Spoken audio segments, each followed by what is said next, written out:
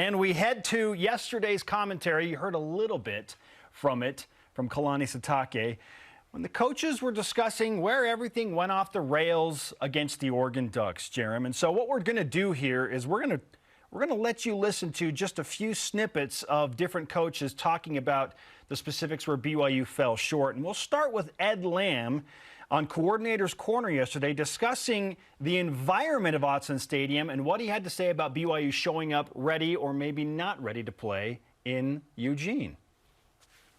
But the environment, the situation was too big for us. And as coaches, we've got a part in that too. We did not prepare the team for that moment. And by the moment, I mean everything that Oregon does represent and has represented and playing at Autzen. There's a lot there, but there's also a lot to being in the top 12 in the country this early in the season. And were we ready for that moment? And clearly we were not. I do appreciate that Ed Lamb is not one to mince words. No, he's straight up. When BYU doesn't play well, he very quickly points to it. And I thought it was interesting that he said, we just were not ready for the moment, both as the 12th ranked team in the country and for that environment at Autzen Stadium. Now the question is, well, how do you get ready for something like that? I don't know. That's why they're paid more than we are. Yeah, that's their job to get them ready. Yes. How do they get the team ready for a unique environment like that and to be ready to handle the number 12 ranking in the country and the target on the back? Autzen is special. I would say it's top 10 in the country in how good that team is in that stadium. Like and how toughest the fans places are. to play? Yeah, absolutely. I think so. And I had seen a game there and felt it myself. I don't have to go to know per se, but it is nice when you go. You're like, okay, yeah, this is awesome. But last year, BYU was ranked 10th at 5-0. I thought that this team had experienced, didn't show up for Boise State, fumbled 3 times. Let's learn from that experience and let's not have that again. So that part, it's like, wait a minute, didn't that happen last year?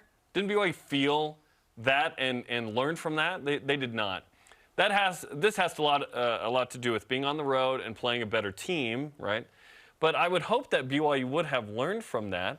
Also, how quickly can you experience that? Because guess what? BYU might be walking into Norman next year and playing Oklahoma, and they may be top 5.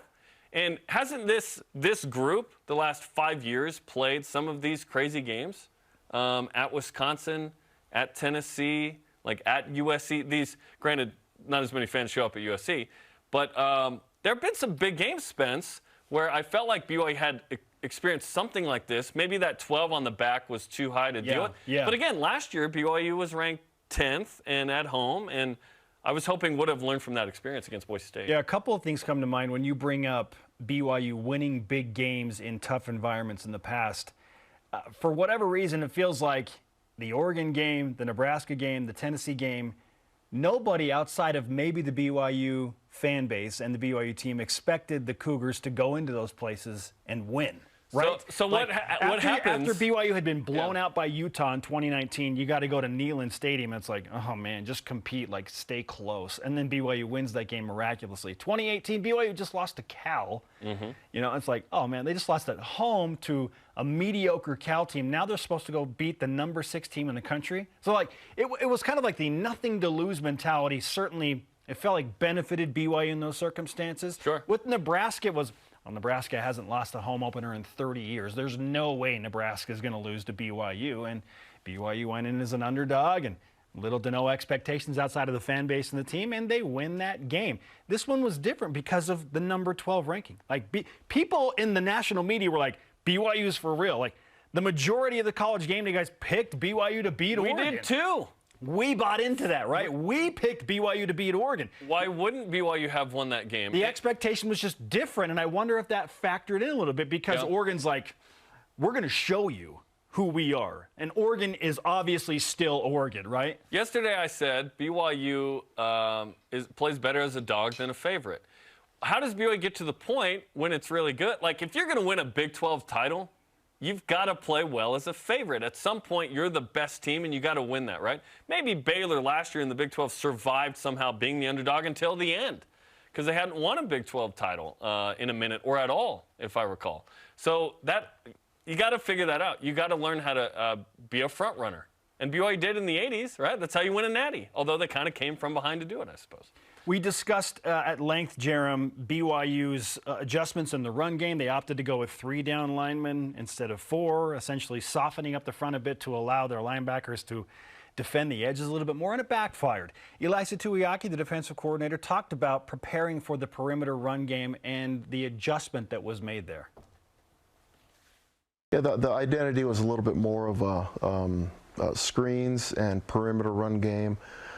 They switched and were a little bit more downhill, and so, you know, coming into the game, we felt like in order to give us a chance to tackle on the perimeters, we wanted to be a little bit more of an odd front team, 3 down. Spread things out, but you know, they came in, 12 personnel, started running things a little bit more downhill. We're just a little bit different personality. Trying to adjust and catch up at the time was more of, okay, we've got to get 4 down. We've got to stop the run and be a little bit different in the way that we've done it. And you know, with the way that you prep and going in with the game plan, it almost felt like a service academy team. You know, sometimes you play those service academies, it's like, okay, this is how you're going to stop the option. And you go in and your game plan isn't necessarily clicking, then you're like, okay, we've spent so much time prepping and getting ready for this. Are the adjustments going to be good enough? Are the players going to know it? Are we putting too much on them? And I felt like there's a little bit of both of it going on in the game. Is are we asking too much of them if we make this change and this change? You know, are the players going to be able to get it? And so, you know, trying to catch up at that time, being down by that much, it was really, you know, being aggressive on offense too, right? We needed to go for it more on 4th downs, and sometimes ended up giving the ball on our own side, which was just, you know, on the defensive side, it makes it look like you're going to lose by a lot, but really, if you're going to lose anyways with the pace that you're going at, you need to possess the ball and keep going, and so. We talked about as a coaching staff, we're all for the aggression that we needed to try to see if we can get back into the game, or we're going to end up getting, you know, losing by a lot more, which is what happened. Sometimes the game plan does not work. And he said when things are not clicking, you have to make those adjustments. And maybe because Oregon is so fast and so disciplined and they were so well prepared. In fact, heard in an offline conversation that Noah Sewell, star linebacker for the Ducks, in speaking with several of his former Orem High teammates, said, dude, we prepared super hard for you guys this week. Like, we went all in. Last week we mailed it in against Eastern Washington, we but went not this week. all in on preparing for BYU, and we felt like going into the game we had the perfect game plan against you guys, and he's like, we executed that. So with that in mind, and then the game plan defensively not being right, okay, now this picture starts to become a little bit more clear. How do you adjust when you're trying to catch up to a team like Oregon? And I don't want to feel like, okay, if the game plan wasn't spot on, then you lose. Oregon's super talented. It was hard to overcome that. It was hard to overcome road. It was hard to overcome speed. Obviously, in-game adjustments are a thing that Ryan Russillo always talks about. It's funny, like, everyone wants adjustments. Like, what are the adjustments? It's like, if it was that easy, everyone would do them and counter them and so on and so forth, right? So, yeah, BYU did not adjust well to that. And even if BYU adjusts to that, doesn't Oregon just go spread it like they were originally maybe BYU thought? Like, who knows? You just have to respond in the moment, and you have to do your job. BYU didn't do its job. They missed tackles. Yeah. Their fit wasn't good, meaning where they are in the hole. They're getting bowled over at times. That was disappointing. And like I said yesterday, Oregon outmanned BYU. That was tough to swallow, but now you move on, and you hope that you're ready for Wyoming, Utah State, and then you have significant physical challenges against Notre Dame and Arkansas. Yeah, you brought up tackling, Jarom, and Kalani Sitake. Rather than pointing at the scheme as the issue, he said it was just fundamentals starting with tackling. Listen to this. Make tackles is the key. I would be concerned if we didn't have guys there to hit players, but you know, there's the scheme is one thing. It's the fundamentals and tackling that cost us a lot. So I'd be concerned if there's guys that are wide open and not in certain places when there's coverage in the pass game, and then in the run game, I'd be really concerned if we didn't have bodies to make tackles. And I think Oregon made some plays and broke tackles, and you know, we weren't in the best place to make tackles. So I don't know if it's you can blame it on the front or whatever, but you know. We'll blame it on everybody else. We just got to figure it out. All 11 guys didn't do good enough to make plays against a very athletic and speedy team from Oregon. I think that pretty much sums it up. Not in the right place to be able to make those tackles. The fit wasn't good. Ben Bywater's in the film room. We break down a few plays. It didn't go well. Obviously, talk about his interception. But you talked a lot about that. That's coming up tonight on the Satake Show and later on social media. Yeah, BYU's got to put the fun back in fundamentals. Let's go. And the mental back in it. Make a play, like be in the right position, make a tackle. Seems too simple. Make a tackle. It would help if BYU, frankly, could make a few kicks as well. And that has not been the case for the Cougars. Although that wasn't the biggest deal in that game. For sure. Would have helped, sure. Side story, but it did get brought up, the kicking game specifically, once again with assistant head coach Ed Lamb, talking about the kicking competition now that Jake Oldroyd has been struggling. Listen to this. He's anxious to get the next kick. I mean, that's the common denominator, but you know, at the same time, we've got to continue to evaluate is that the right thing for the team at this point, and is he, you know, he has to continue to earn to be the #1 guy, and he's got to make those field goals. It's you know, this is a bottom line business for everybody on the team, and so we've got to reopen the competition and bring out the best in Jake and the other guys. I think this is totally fair. I believe that Jake Oldroyd will prove himself once again this week, and we will see Jake Oldroyd as the #1 kicker going into the Wyoming game. But, Jarom, if he misses an early kick against Wyoming, then just maybe it's, okay, let's trot Justin Smith out there and see if Justin Smith can put one through the uprights. I think so, if that plays out. And I agree with you. I think Jake will be the guy. Jake will earn it again this week. Yes. The question for BYU is, at that point, are you rolling Justin Smith out if it's a 42-yarder, a 45-yarder, a 48-yarder? Or are you going for it on 4th down? Are you going for it on 4th down at the 30? That puts BYU behind the 8 ball a little bit, because to be a winning team in tough games, the next 2 weeks aren't necessarily what we're talking about, although they could be closer than we think. Who knows? But it's Notre Dame and Arkansas. It's Stanford. It's at Boise State that you eye. It's a sneaky East Carolina team at home. It's all the way at Liberty. What if BYU turns it over a couple times? You need kicks to win games. You do. How has Utah been so successful? They've had great defense, excellent special teams. Offense has been good enough. Last year, the offense was very good. Pac-12 was down. They win the league. You need kickers to be great, punting and special teams and kickoff, to be a very good to great team. We think this BYU team is very good to great. That could sway the season in a major way if it doesn't get fixed.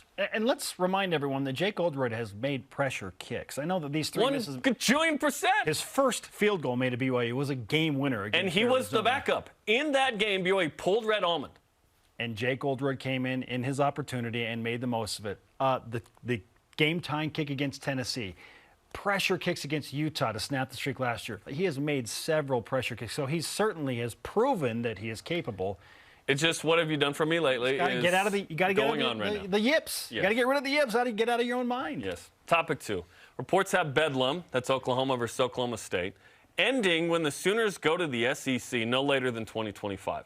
On Football Media Day, we asked Tom Hommel if he wanted to play Utah every year when the Cougars are in the Big 12. Here's what he said. I think that the Utah game is a great, great rivalry. But once the first game wasn't played, where the first time we took a break, once that happens and everybody just falls apart about it, then the next time it's not quite so bad. But it's a great rivalry, and I think the games will be even more meaningful in the future. So we expect BYU and Utah to play, but perhaps a little less than maybe they have. I don't know exactly what that means, right? So if the price of going to the Big 12 is not playing Utah again, let's say they never played again, would it still be worth it? Well, yeah. I mean, it's worth it because it sustains your program in a way that you can't get without Power 5 money. BYU has been pining, clamoring, positioning, preparing. I mean, putting themselves out on the dating market, like, we are here, we are available, we are capable, and they finally got the invite. So, yes, it would be worth it. It stinks that rivalries go away. I don't like that Texas and Texas A&M don't happen anymore. Although, now that Texas is going to the SEC, that game becomes reinstituted. But that was almost accidental. Yeah. I hate that Oklahoma and Oklahoma State is going away. That's a great game. That is a super fun game for the state of Oklahoma and for college football in general. And I don't like it when BYU and Utah don't play. You know, it's like, I wish the game were happening this year. Utah's a good team. They're ranked. Like, how fun would it be if Utah and BYU were both playing as, like, top 15 teams? Like, that would be amazing, right? significant implications on those seasons they play against each other. I do like that BYU and Utah have games scheduled through 2028. So after this year, they are scheduled to play in each of the next 5 seasons. However, I do feel like with some of these later seasons, like in 2028, BYU has a game against Ole Miss scheduled and a game against Miami. Yes, that Miami in Florida scheduled. I feel BYU take the Miami game like maybe BYU would take an Ole Miss or a Miami over Utah, just like Utah has done by taking Michigan a few years back in a home and road. And now Florida. And now Florida in a home and road. That's going to happen for BYU too, because those games just don't happen very often. Tom told us as much in that comment and the extended comment, which you can watch the full conversation on YouTube. 1,000,000% is worth going to the Big 12. Yes. This is the biggest news, not in the history of BYU athletics, the history of BYU, period. This is amazing news for all the obvious reasons. Yes, I love playing Utah. It's my favorite game in the state of Utah and all the sports that happen here every year. It's so awesome, but hey, sometimes you don't play. And Utah kind of did that, has done that twice now.